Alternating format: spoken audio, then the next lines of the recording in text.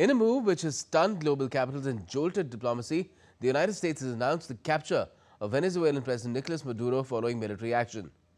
The unprecedented development has ignited outrage in Caracas, alarmed world powers, and raised urgent questions over sovereignty, international law, and what comes next for Venezuela. As reactions pour in and tensions soar, the international community is bracing for the fallout of a moment that could redefine power and politics in the region. Here's more in this report.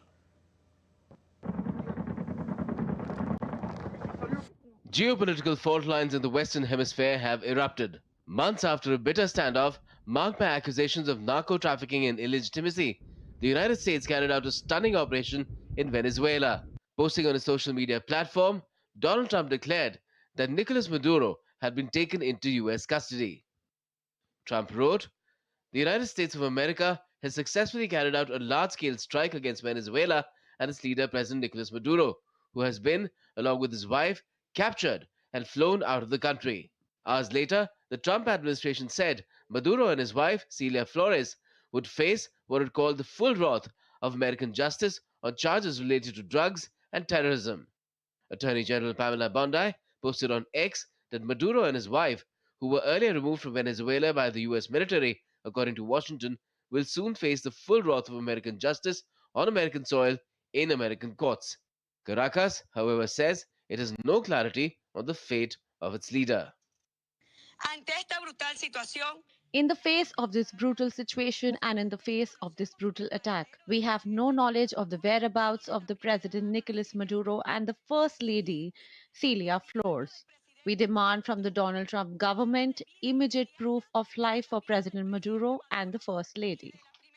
Venezuela's Defense Minister Vladimir Padrino warned that the country would resist any foreign military presence. We will release all our capabilities for the integral defense of the nation. To re-establish order and peace, we will activate throughout all the geographical national space with perfect popular military and policing fusion. We have placed in operation massive deployment of all the terrestrial, aerial, naval, river and missile-armed systems for defense. As the crisis escalates, mixed global reactions have poured in. British Prime Minister Keir Starmer urged all nations to uphold international law. As I say, I can be absolutely clear that we were not involved in that. And as you know, I always say and believe we should all uphold international law. Russia's foreign ministry said that it was extremely concerned by reports that Maduro and his wife were forcibly removed during what it called aggressive U.S. actions. In a statement, the ministry said, "We are extremely concerned by reports that Venezuela's president and his spouse were forcibly taken out of the country during today's aggressive actions by the US. If confirmed, this would constitute a grave violation of sovereignty and international law."